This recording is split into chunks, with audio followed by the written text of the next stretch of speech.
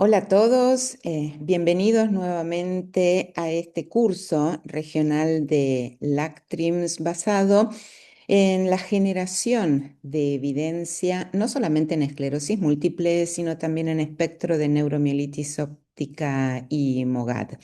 La idea, como ustedes bien ya saben y lo han recorrido a lo largo de todos estos encuentros que hemos tenido, es generar, analizar y trasladar todo esto que estamos generando en las discusiones en acceso y en una mejor calidad de atención para las personas con esclerosis múltiple en la región.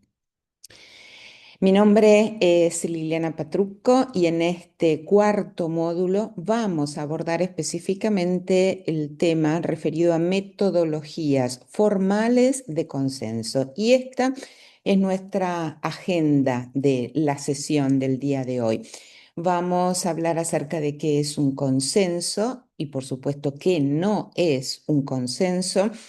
Las metodologías formales de consenso más comúnmente utilizadas, como Delphi, Delphi modificado o el método Rand-UCLA, los niveles de evidencia GRADE, sobre todo utilizados cuando elaboramos guías de práctica clínica, y la trazabilidad y transparencia metodológica, la transparencia que tienen que tener los consensos que nosotros desarrollemos o las guías de práctica clínica. Y para finalizar vamos a dar algunos ejemplos para que vean que todo esto de lo que estamos hablando desde un punto de vista teórico puede ser trasladado a nuestra práctica clínica y va a redundar en una mejoría, no solamente en las decisiones que tomemos, sino también en la calidad de la atención de las personas que están afectadas por distintas enfermedades. Ya desde hace tiempo hubo cambios en los paradigmas de la práctica clínica, porque sobre todo en la primera mitad del siglo XX se introdujeron una serie de cambios en las formas de ejercer la medicina. ¿Por qué? Porque aparecieron nuevas tecnologías, porque hubo una gran especialización dentro de los médicos, los avances en la investigación clínica, la socialización del contexto de las prestaciones. Entonces, lo que se trató de hacer es desarrollar una práctica clínica que estuviera basada en la evidencia. Entonces, en líneas generales, para desarrollar esta medicina basada en la evidencia, lo que se hacía era reunir la mejor evidencia en las investigaciones, como por ejemplo los ensayos clínicos controlados, los metaanálisis, las revisiones científicas, pero esto por supuesto había que ubicarlo también dentro de lo que tiene que ver con la experiencia clínica, la habilidad y el juicio que tienen los profesionales de la salud para poder identificar rápidamente los beneficios y los eventuales riesgos de una intervención. Y por supuesto, no tenemos que olvidarnos del tercer pilar importante y que son los pacientes, sus expectativas, sus preocupaciones y obviamente todo ese aporte que realizan los pacientes en la consulta.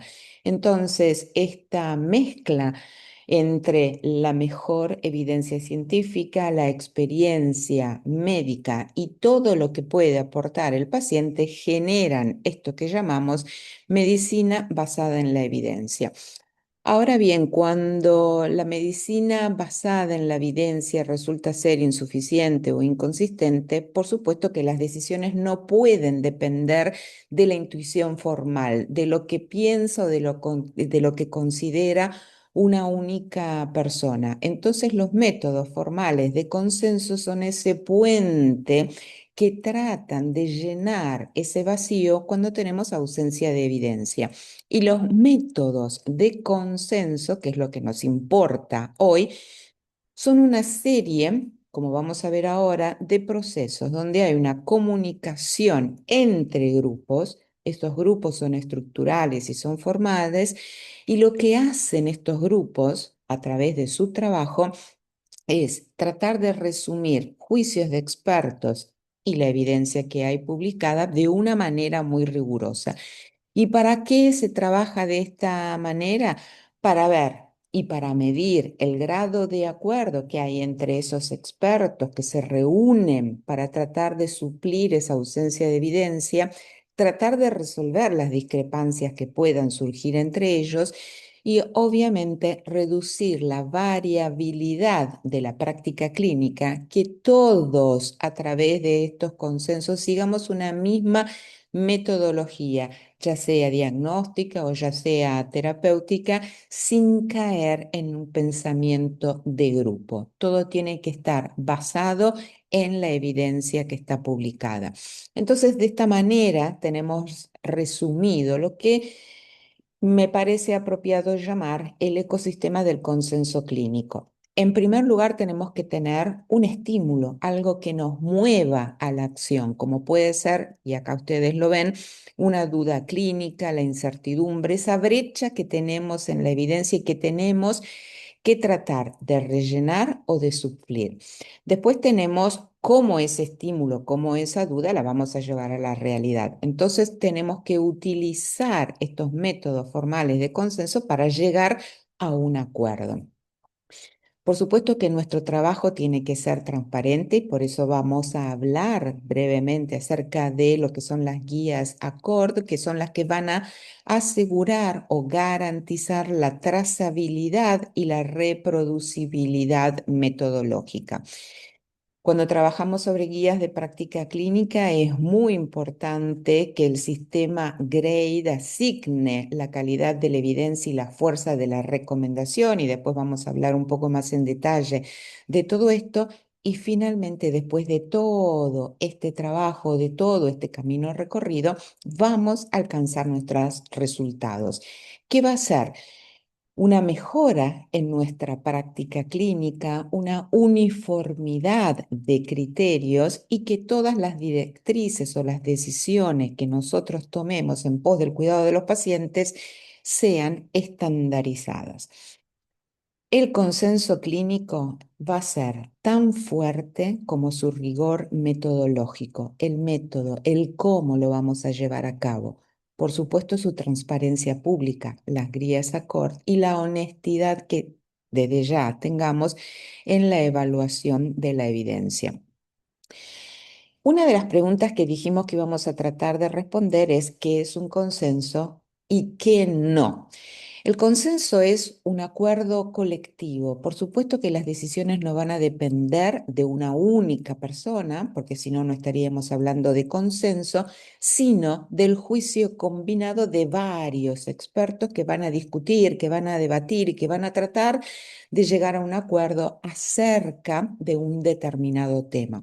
Por supuesto, es un proceso que es estructurado y que sigue métodos que son formales. Hay distintos métodos como Delphi, Delphi modificado, Randucla, un panel de expertos, que está basado en la evidencia, pero también en la experiencia, que es muy importante, y que entonces va a combinar la literatura científica, la experiencia clínica y la interpretación que de todo eso van a hacer los expertos. Por supuesto que los consensos pueden existir, aunque no haya unanimidad, pero se trata de que la gran mayoría de los que están trabajando en tratar de suplir ausencia de evidencia se pongan de acuerdo en determinados temas. Por otro lado, decimos que no es un consenso. Ya lo mencioné anteriormente, no es unanimidad absoluta, no requiere que todos estén absolutamente de acuerdo, pero más allá de eso, sí podemos llegar a consenso. No es una opinión individual. Obviamente, la opinión de un experto, más allá de que sea valiosa, de ninguna manera constituye un consenso. Tenemos que trabajar en grupo o en equipo. No es una votación de tipo informal. Vamos a ver que para llegar a un consenso, un determinado porcentaje de los que participan en la elaboración del mismo tienen que estar de acuerdo con los distintos statements clínicos que van a estar sujetos a debate, Por supuesto que no va a reemplazar la evidencia sólida y un consenso va a tener mucho menos nivel de evidencia que un metaanálisis, que una revisión sistemática o que un ensayo clínico aleatorizados, pero sí sabemos que los vamos a utilizar cuando la evidencia es insuficiente y el consenso viene a tratar de suplir esa falta. Los consensos pueden clasificarse en dos grandes grupos. Por un lado están los informales y subjetivos y los que son formales y rigurosos. En el primer caso, los que llamamos informales o subjetivos, lo que podemos decir es que hay un grupo de expertos, van a llegar a un acuerdo entre sí después de una discusión, pero que no va a estar sistematizada. En estos casos puede aparecer lo que llamamos la ignorancia colectiva, en donde probablemente los acuerdos a los que se lleguen representen la opinión general de ese grupo, pero van a carecer de una base científica sólida.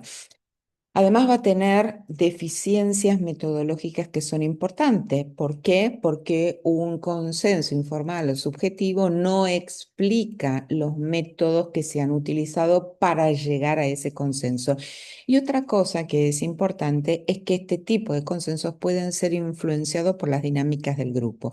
Muchas veces tenemos personalidades que son dominantes y que van a imponer su opinión, su criterio o su discusión y por otro lado, muchas veces esas opiniones o criterios pueden estar influenciados por intereses que son ajenos a los objetivos del consenso.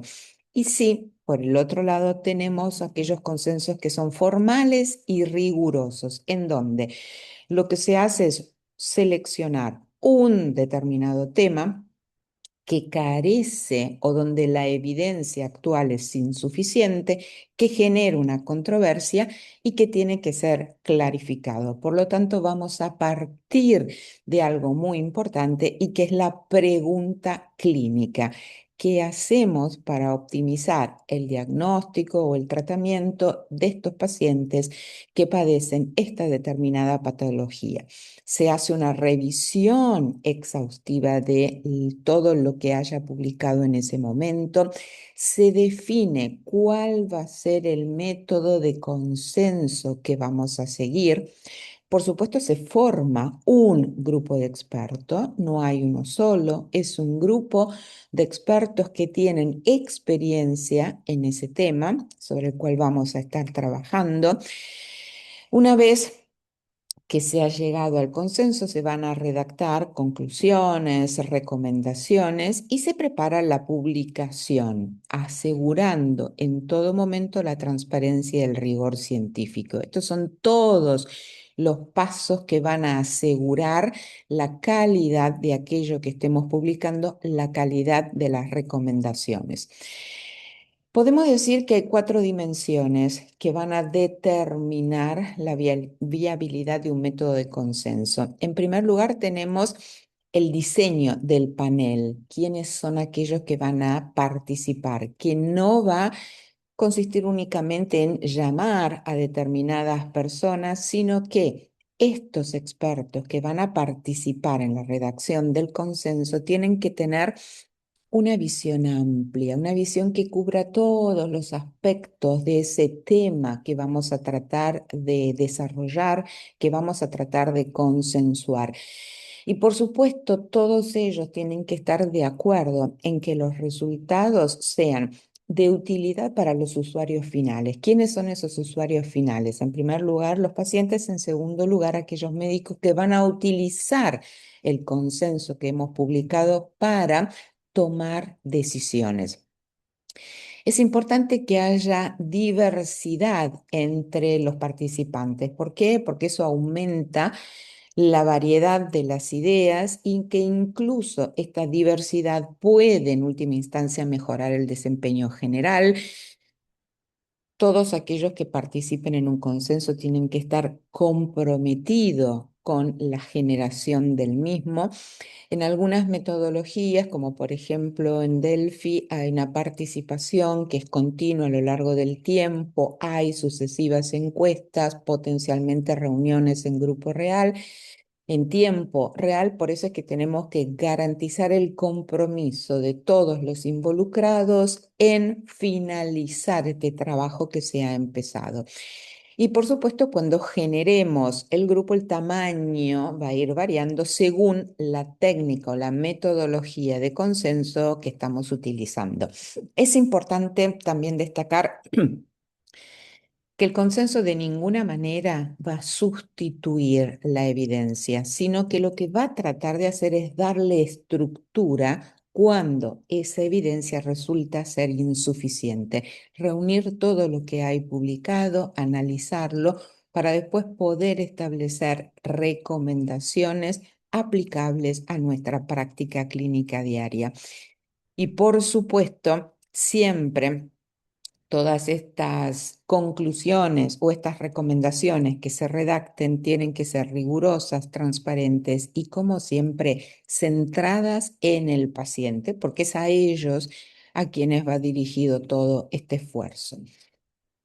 Una pregunta importante es cómo podemos generar evidencia que sea de calidad. Por eso es que en el ámbito de la medicina basada en la evidencia utilizamos siempre consensos formales, revisión bibliográfica, los expertos reunidos en un panel que van a debatir sobre diferentes cuestionarios acerca de una determinada práctica médica para finalmente poder realizar una serie de recomendaciones. Y hay una serie de elementos estructurales que son determinantes o fundamentales para garantizar la validad de un consenso. Primero, que el problema que vamos a estudiar y los objetivos que nos estamos poniendo tienen que ser concretos y tienen que ser específicos. La revisión bibliográfica o de toda la evidencia que hay disponible hasta el momento tienen que ser obviamente de calidad, y que los distintos escenarios clínicos que vamos a ir elaborando en el desarrollo del consenso tienen que ser elaborados de forma metódica. Hay distintos métodos de consenso. Acá en esta tabla ustedes pueden ver los más comúnmente utilizados, como la técnica Delphi, los grupos nominales, el grupo Randukla, las conferencias de consenso. Esto es lo que tienen mayor rigor metodológico. Y después tenemos aquellos con menor rigor metodológico, como las reuniones de consenso o los grupos focales. La decisión de elegir un método u otro, ¿de qué va a depender? Del tipo de pregunta que nos estemos formulando, del tiempo que tengamos a nuestra disposición y muchas veces de las dificultades técnicas o de disponibilidad de garantizar la participación, por ejemplo, de todos los expertos que han sido convocados para poder arribar a la decisión final. Dentro de estas metodologías hay ciertos métodos de consenso que son muy estructurados, que tienen un mayor rigor científico, como el método Delphi, el grupo nominal o RAND-UCLA. Algunos que tienen, digamos, una estructuración metodológica intermedia, como las conferencias de consenso, y después tenemos que los grupos focales y las reuniones de consenso son los menos estructurados y los que indudablemente van a tener un mayor riesgo de sesgo. Y ahora vamos a tratar de explicar brevemente los más utilizados, que son formales, por un lado, y que siguen una metodología que es muy rigurosa, como por ejemplo el método Delphi, caracterizado por la iteración, por la repetición de determinados pasos y que tienen que ver sobre todo con ponerse de acuerdo los expertos en esos escenarios clínicos y las respuestas que van a dar a cada uno de esos escenarios clínicos en base a la evidencia disponible. Por supuesto que lo primero que se hace, siempre hay un comité de expertos, un grupo directivo que va a, primero, tratar de encontrar esa ausencia de evidencia. Se genera la pregunta o las preguntas y se va a elaborar un cuestionario y que va a estar basado en la literatura. Por supuesto, se convoca a un panel de expertos. Generalmente en este método Delphi, el grupo puede ser un grupo amplio, son 20 o 30 expertos, idealmente que tengan eh, una disposición o una ubicación geográfica que sea dispersa para poder recolectar opiniones de distintos lugares y no van a tener entre ellos una interacción que sea directa. Entonces se les envían esos distintos escenarios clínicos y la forma en que ellos van a demostrar su acuerdo o desacuerdo va a estar basada en una escala Likert y además pueden agregar comentarios cualitativos en por qué están de acuerdo, si es que lo desean hacer, o por qué están en desacuerdo. Todos estos resultados de la votación se envían al panel que está a cargo de llevar a cabo este consenso. Se analizan qué escenarios clínicos han alcanzado consenso, cuáles no. Aquellos en los que no se ha alcanzado consenso se vuelven a someter a votación. Por eso tenemos una serie de rondas, una segunda, una tercera ronda en caso de que sea necesario, y es importante destacar también que todos aquellos ítems o escenarios clínicos que han alcanzado un acuerdo que sea superior al 80%, entonces van a ser aprobados. El método Delphi es un método que es muy bueno para medir consenso sin que haya sesgo de confrontación personal y sin que haya una personalidad que sea dominante y que de alguna manera pueda direccionar las conclusiones o las recomendaciones que finalmente se van a elaborar. Por otro lado, teníamos el grupo nominal que guarda algunas diferencias con el anterior. En este caso, nuevamente tenemos un grupo de expertos. Generalmente el número en este caso es mucho más reducido, pero acá, y a diferencia de lo que ocurría en la metodología Delphi, en donde no teníamos esa confrontación personal, acá la generación de ideas y el debate entre las personas va a ser esencial. O sea que acá tenemos presencialidad, hay confrontación directa.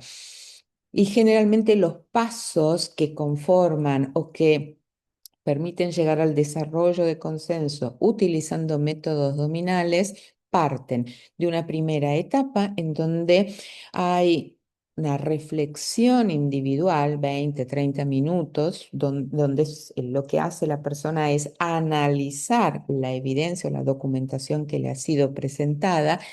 En una segunda parte, cada uno de los expertos que participa de esta metodología de consenso expone las ideas. No hay debate en este momento. Una vez que cada uno de estos expertos ha expuesto sus ideas, sí se hace una discusión abierta entre todos como para entender los puntos de vista expresados por cada uno de ellos. Algunos pueden modificarse y otros no.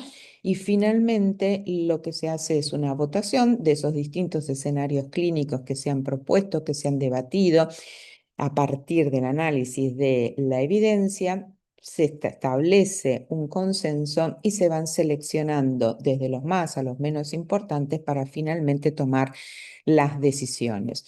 Uno que es muy utilizado es el método Rand-Uklam, que toma aspectos de los dos anteriores y hacemos un mix. Por supuesto, siempre vamos a partir de la misma premisa. Tenemos en algún aspecto ausencia de evidencia. Para tratar de cubrir esa ausencia de evidencia, se hace la revisión de la literatura, se elaboran los distintos escenarios clínicos, se hace una ronda de votación. Esa ronda de votación es anónima, no tenemos confrontación personal en este caso, por eso es que tomo aspectos del método Delphi. Utilizamos, como vemos acá, para llegar a consenso o no consenso y definir si la decisión que se toma sobre un determinado escenario clínico es apropiada, es dudosa o directamente es considerado como inapropiado. Y siempre el consenso se logra analizando la mediana de las puntuaciones. Después de esta primera ronda de votación anónima, hay iteración e interacción entre los miembros a través de reuniones presenciales.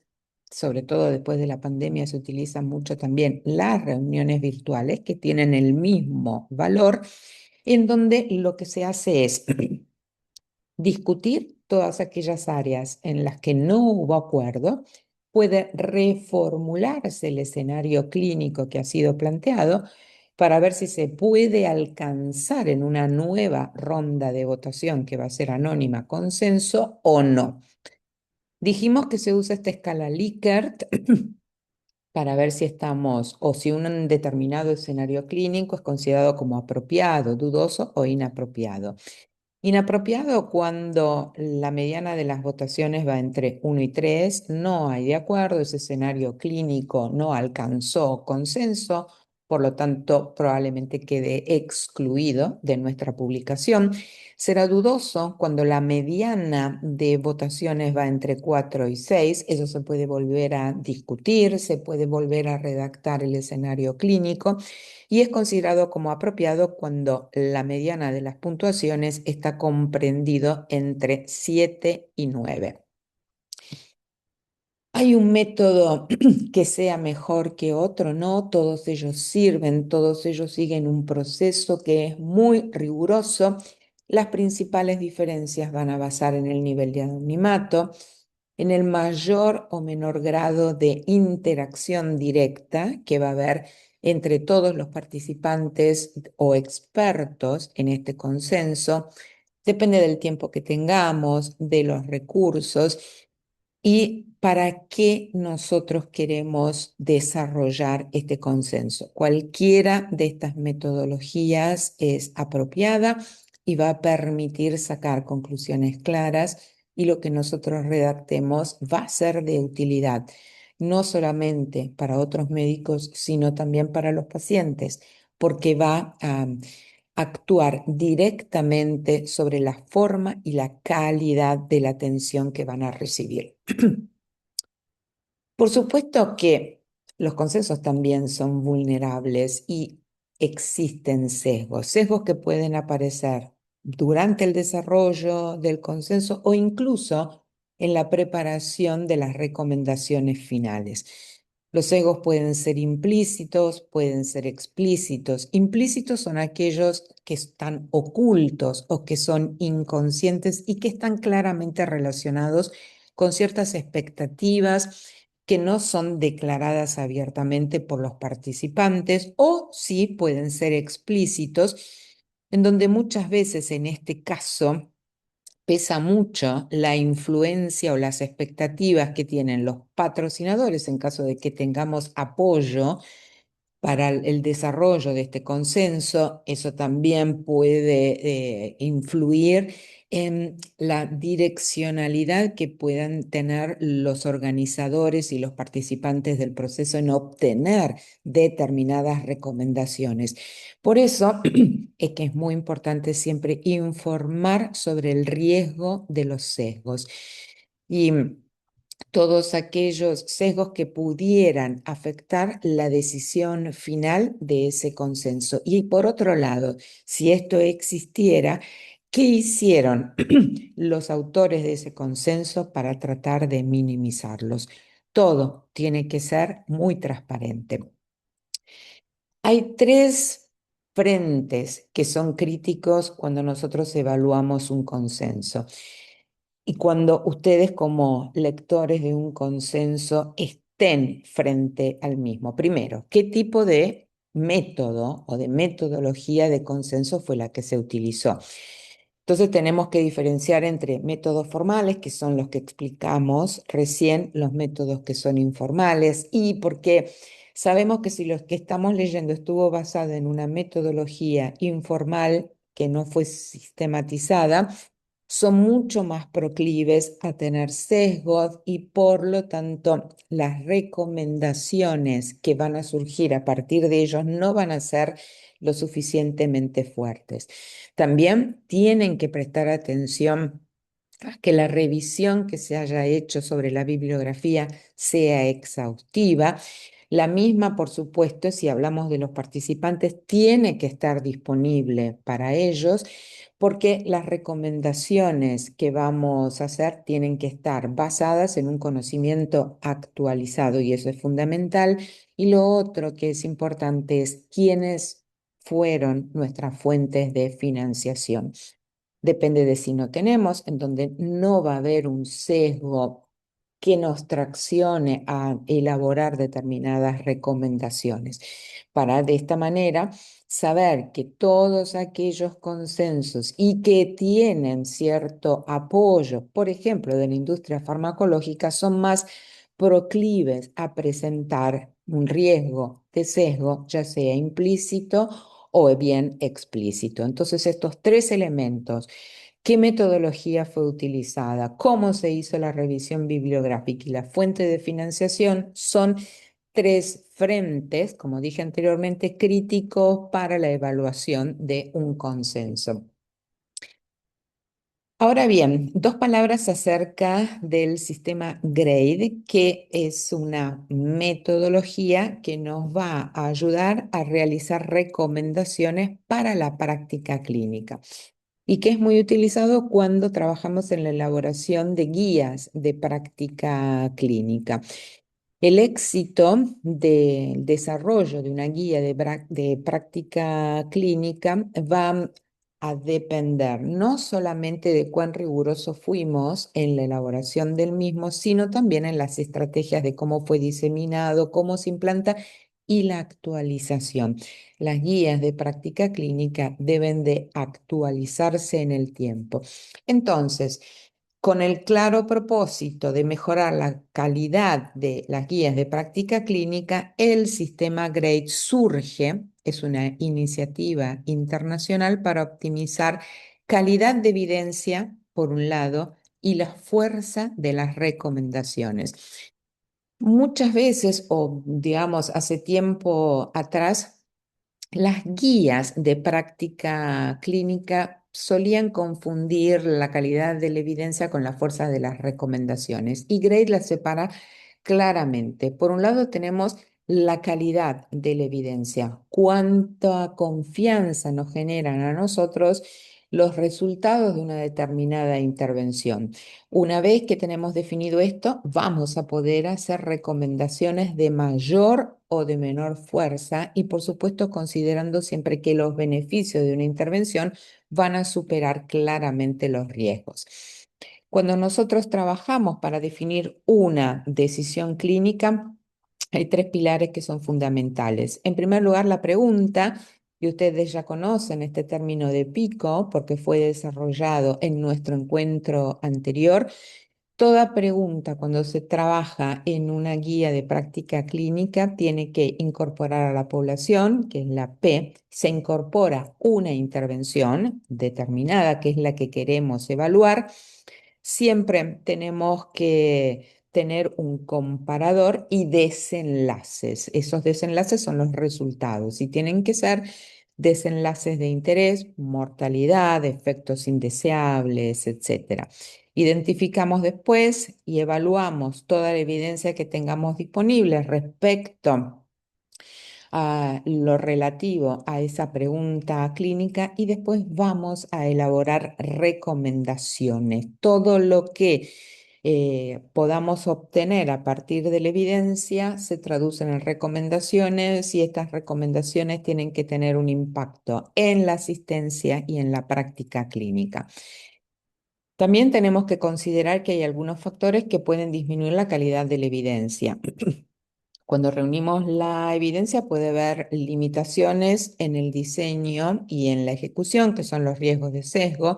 Por ejemplo, si estamos evaluando ensayos clínicos aleatorizados, Fijémonos si de pronto la aleatorización ha sido inapropiada, si hubo pérdidas importantes de seguimiento, si ese estudio que estamos analizando partió con 100 pacientes y terminó con 4, con lo cual los resultados no van a ser de importancia en este caso. Lo mismo analizando los estudios observacionales, si fueron considerados los factores confundidores. Después tenemos que analizar la inconsistencia en la evidencia, porque por ejemplo tenemos resultados o tenemos estudios, perdón, con distintos resultados y esa o persisten esas diferencias en los resultados a pesar de que se analizaron y se exploraron razones que podrían explicarlo. También tenemos que evaluar si esta evidencia parte a partir de comparaciones indirectas o que en cada uno de estos incluyeron poblaciones que eran diferentes a la pregunta de interés. Veamos la imprecisión en los resultados, porque los intervalos de confianza son muy amplios o hubo pocos eventos, y también el sesgo de publicación.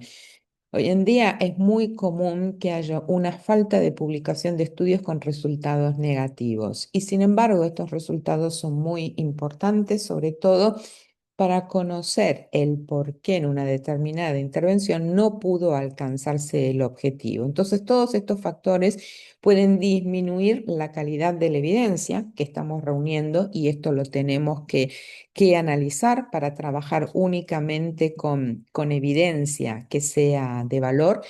Y al mismo tiempo hay algunos otros factores que pueden aumentar la calidad de la evidencia, como la fuerza de lo que es la asociación, cuando el efecto que nosotros estamos observando a través del análisis de ese estudio muestra una asociación fuerte o muy fuerte con el resultado. Esto va a aumentar nuestra confianza en que esa intervención tiene un efecto de pronto protector o positivo o perjudicial o negativo.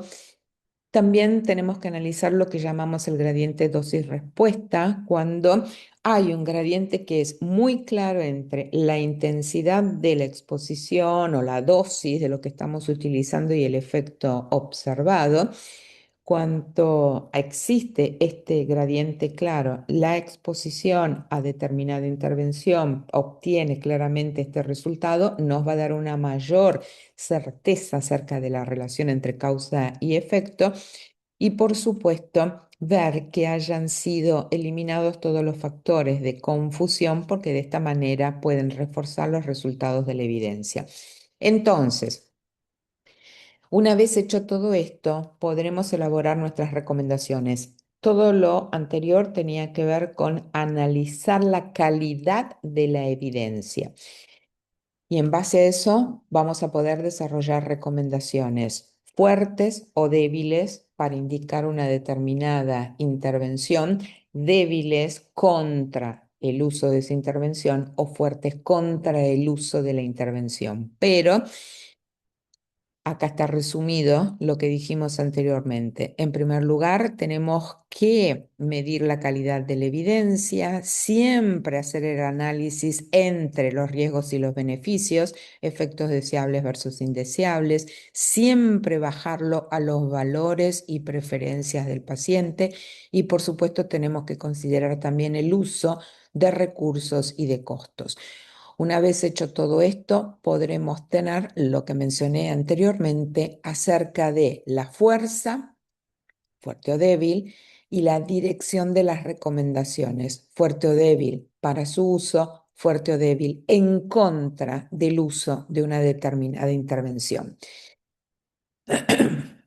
Y acá tenemos resumido todo lo que dijimos hasta ahora cuando utilizamos este ecosistema GRADE. Partimos de la pregunta, analizamos la calidad global de la evidencia, trabajamos sobre el balance, beneficios, riesgos, valores del paciente, los costos de la intervención, y vamos a poder desarrollar las recomendaciones finales en cuanto a fuerza y en cuanto a dirección. Otro elemento muy importante es la trazabilidad y la transparencia en las recomendaciones para los cuales se utiliza la guía ACORD, en donde esta guía lo que trata de hacer es ayudar a los autores a redactar manuscritos que sean precisos y detallados. Eso por parte de los autores, y a los lectores les va a brindar claridad acerca de los métodos que han sido utilizados para alcanzar este acuerdo. Por lo tanto, un consenso va a ser válido si su metodología es auditable. Tenemos que, por supuesto, cuando nosotros redactamos al consenso, definir el umbral que se preestableció para llegar a acuerdos sobre un determinado escenario clínico. Tenemos que mostrar cómo ha sido seleccionado el papel, el panel de expertos que participan, cómo se ha gestionado el anonimato para evitar entonces presión de pares y dominancias de la opinión de unos, y siempre la declaración de los conflictos de interés para ver cómo se ha ido manejando el tema relacionado a los incentivos y a los patrocinios para evitar que estos factores pudieran influir en las recomendaciones que se han escrito. Entonces hay que, desde la evidencia a la recomendación, hay toda una serie de pasos a seguir. Tengan en cuenta que siempre las decisiones clínicas óptimas requieren un ecosistema que esté conectado, que siga determinados pasos y no herramientas aisladas. Por supuesto que la reunión de la evidencia va a alimentar el debate, las votaciones, el tratar de llegar a este consenso, y el método formal lo que hace es filtrar los sesgos. GRADE optimiza la evaluación de la calidad de la evidencia y la graduación de la fuerza de las recomendaciones, como dijimos anteriormente, y por supuesto es importante que ese consenso, ese documento final que se elabore, pueda ser auditado, y la guía CORE es el nuevo estándar para ellos. Reunimos la evidencia, elaboramos nuestra metodología de consenso, tratamos de filtrar todos los sesgos. GRADE da fuerza y calidad, sobre todo cuando trabajamos en guías de práctica clínica, y obviamente ACORD va a hacer que nuestra recomendación clínica sea segura y sea rastreable. Obviamente que otro elemento importante a considerar es que las metodologías formales de consenso no van a fabricar una evidencia que sea empírica, sino que lo que van a elaborar, lo que van a diseñar es una arquitectura rigurosa para que el juicio clínico sea transparente, sea reproducible y fundamentalmente seguro para el paciente. Y vamos a ver ahora algunos ejemplos para que ustedes vean que todo esto que hemos estado hablando ahora de manera teórica podemos bajarlo a la realidad. Y acá tenemos un ejemplo acerca de cómo se elaboraron estas recomendaciones sobre el tratamiento de pacientes con espectro de neuromielitis óptica, llevándolo a Latinoamérica utilizando una metodología formal de consenso que es RAND-UCLA. En este caso, se hizo, por supuesto, la revisión de todo lo que había publicado acerca de cómo abordar, diagnosticar y tratar a los pacientes con espectro de neuromielitis óptica. La búsqueda se hizo utilizando PubMed y se buscaron todo aquello que estaba publicado desde el punto de vista ya sea en ensayos clínicos, cohortes de pacientes desde el año 2006 en adelante. Se conformó un panel de expertos que eran 19 neurólogos latinoamericanos. Había mucha diversidad geográfica, lo cual, como dijimos antes, aporta también diferentes opiniones y diferentes ideas. Por supuesto, se definió, no se elegía a cualquier persona simplemente por pertenecer a un país de Latinoamérica, sino que estos expertos tenían que tener mínimo 10 años de experiencia en el manejo de pacientes con este tipo de patologías. Se elaboraron los escenarios clínicos que fueron enviados para su votación, donde se utilizó esta escala Likert y se estableció cuál sería el umbral de consenso. Se definió que la aprobación requerida era que hubiera un mayor, un grado de acuerdo en las recomendaciones superior al 70%, con una mediana en la puntuación de esa escala Likert que estuviera entre 7 y 9. O sea que si más del 70% de los expertos que participaban en la votación de los distintos escenarios clínicos puntuaban ese escenario clínico o esa recomendación entre 7 y 9, se podía decir, este escenario clínico, esta recomendación es apropiada, hay consenso, por lo tanto vamos a utilizarla. Partimos de, o hubo un total de 14 declaraciones o escenarios clínicos, 9 que estaban referidos a cómo abordar los pacientes que eran naive o recién diagnosticados y que todavía no estaban siendo tratados, 4 que hacían referencia a en qué momento cambiar los tratamientos y 4 que estaban relacionados a la seguridad y a los riesgos a los cuales podíamos exponer a los pacientes frente a estos tratamientos. En la primera ronda de votación que se hizo, estas 31 declaraciones en total, las 14 en cuanto a principios generales, las 9 que abordaban los pacientes recién diagnosticados, las 4 que estaban relacionados con cambio de tratamiento y las 4 en cuanto a la seguridad y riesgo de los fármacos, superaron ese umbral de acuerdo establecido y los votos se habían situado sistemáticamente entre 7 y 9 en la escala de Likert.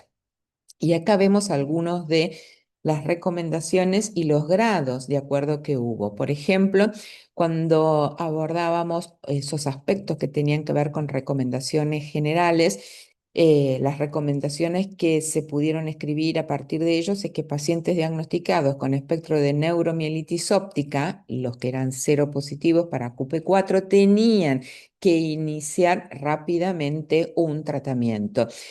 Ustedes ven que casi el 90% de los pacientes votó esta recomendación con esa escala de Likert. Obtuvimos una mediana entre 7 y 9, una media de 8. Por lo tanto, esta recomendación alcanzó un acuerdo y es la que se incluyó dentro del consenso.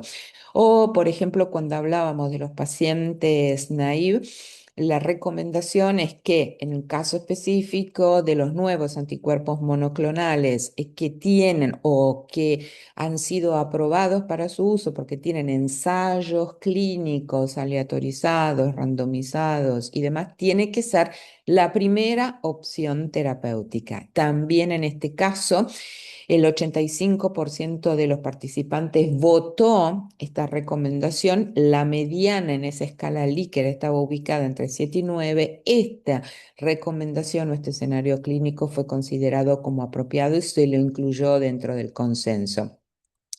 O por ejemplo, cuando trabajábamos sobre recomendaciones en cuanto a cambio de tratamiento. Primero, definir qué llamábamos una respuesta subóptima en cuanto a la presencia de recaídas, 1 en los 6 meses o 2 en los últimos 12 meses.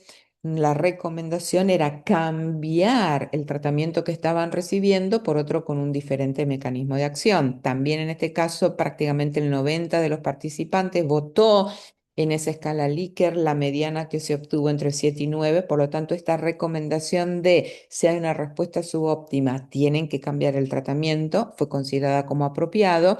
Otro ejemplo de recomendación es que antes de iniciar un tratamiento, el paciente tuviera todo su esquema de vacunación completo para evitar los eventuales riesgos asociados al fármaco.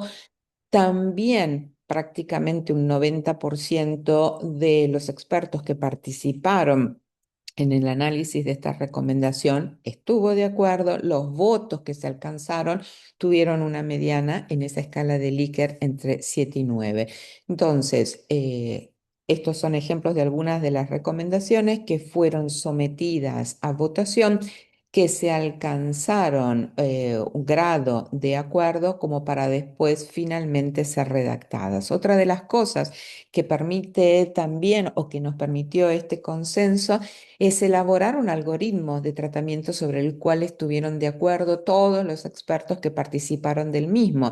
Y lo ideal es que después estas recomendaciones se bajan para todos los neurólogos a nivel de Latinoamérica en cuanto a cuáles son los fármacos que tienen mayor evidencia para su uso o ser de primera elección en pacientes recién diagnosticados, considerando también el medio latinoamericano en el cual nos estamos moviendo y las dificultades en los accesos, qué otras alternativas off-label pueden utilizarse o bien establecer como último recurso determinados fármacos, pero solamente si los anticuerpos monoclonales, ya sea los aprobados o los off-label, no están al alcance. Entonces, clarificar también el árbol de decisiones para aquellos que lean el consenso y que después van a aplicar esto en los pacientes que traten. También nos permitió establecer estos criterios de cómo, cuándo y con qué reemplazar la terapia que venía recibiendo el paciente. Por supuesto, todo esto se discutió, se sometió a votación y se pudo alcanzar este consenso. Otro ejemplo, ya no disperso a toda Latinoamérica, sino acá en Argentina, fueron estas recomendaciones que se hicieron para embarazo y planificación familiar en esclerosis múltiple, y acá se trabajó únicamente con expertos de Argentina. Nuevamente había un comité directivo que eligió a un número de neurólogos argentinos basado en su experiencia en enfermedades desmielinizantes. Se hizo una revisión sistemática de la literatura y se elaboraron 51 declaraciones iniciales o estos escenarios clínicos después de la búsqueda y la clasificación de la bibliografía. Nuevamente, la metodología en este caso fue también Rand-UCLA.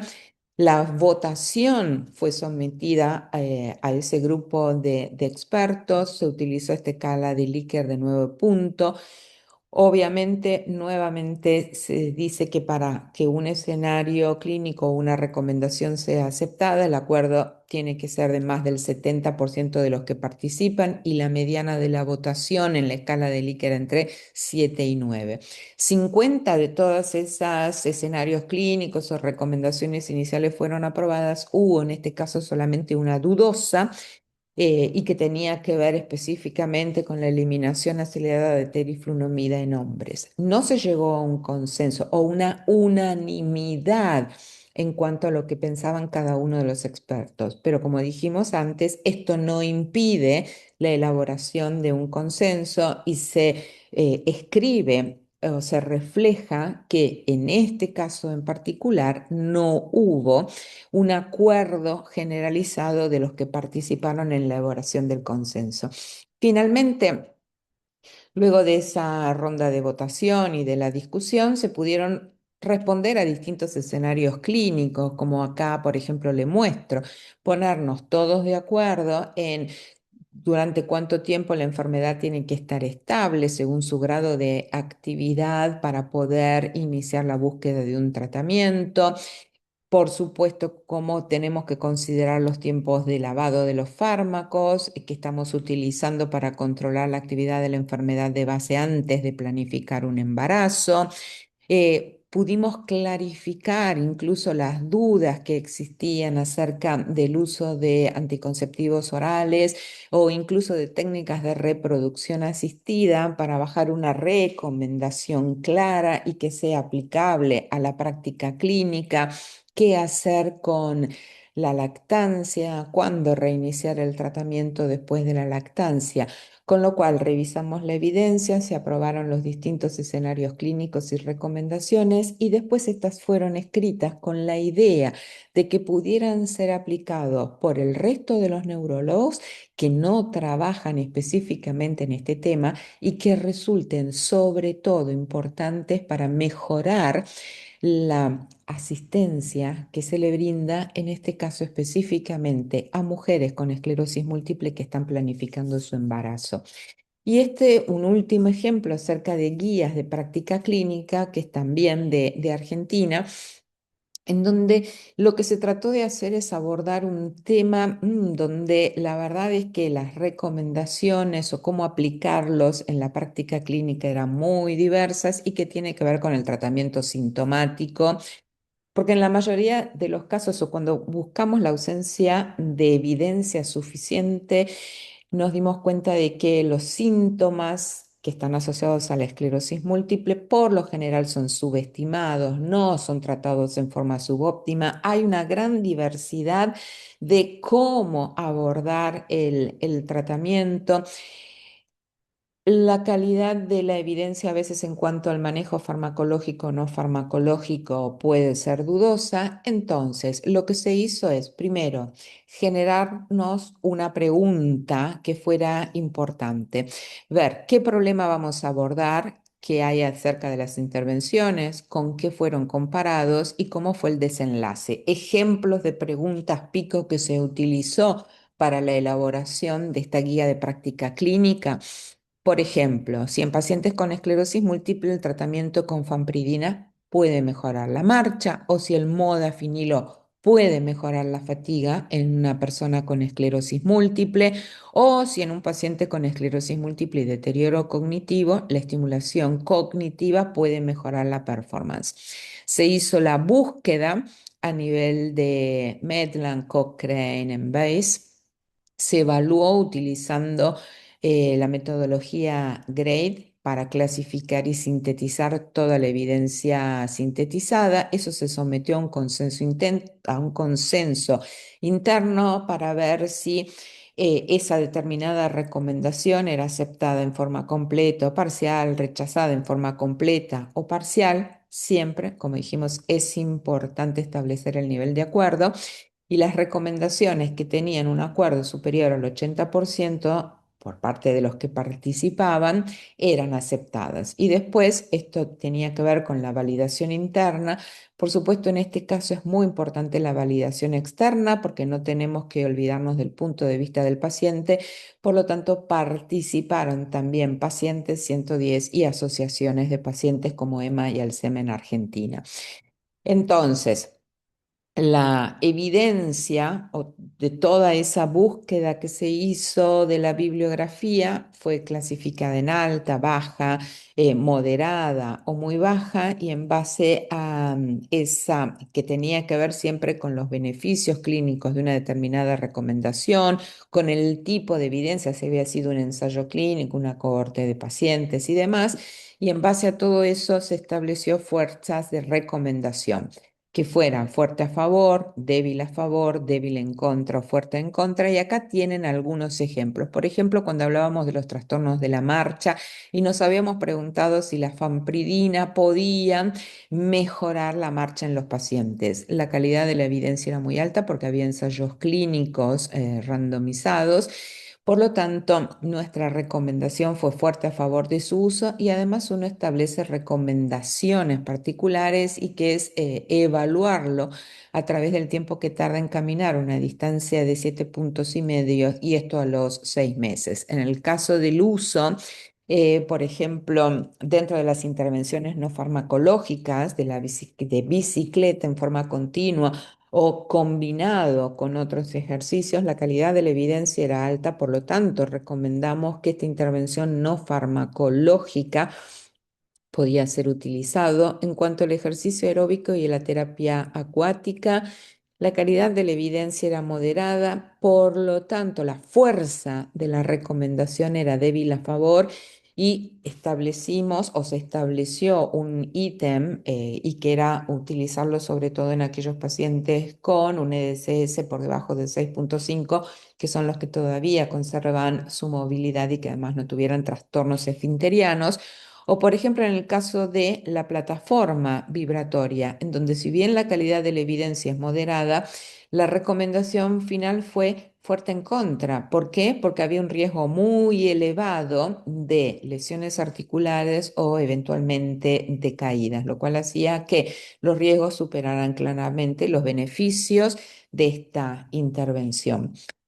Por lo tanto, y para terminar, veamos que todos esos consensos formales apuntan a un objetivo y es transformar toda esa capacidad, esa pericia colectiva que tenemos en la atención médica a que sea algo predecible y que mejore la calidad de la atención. Y muchísimas gracias por haberme escuchado.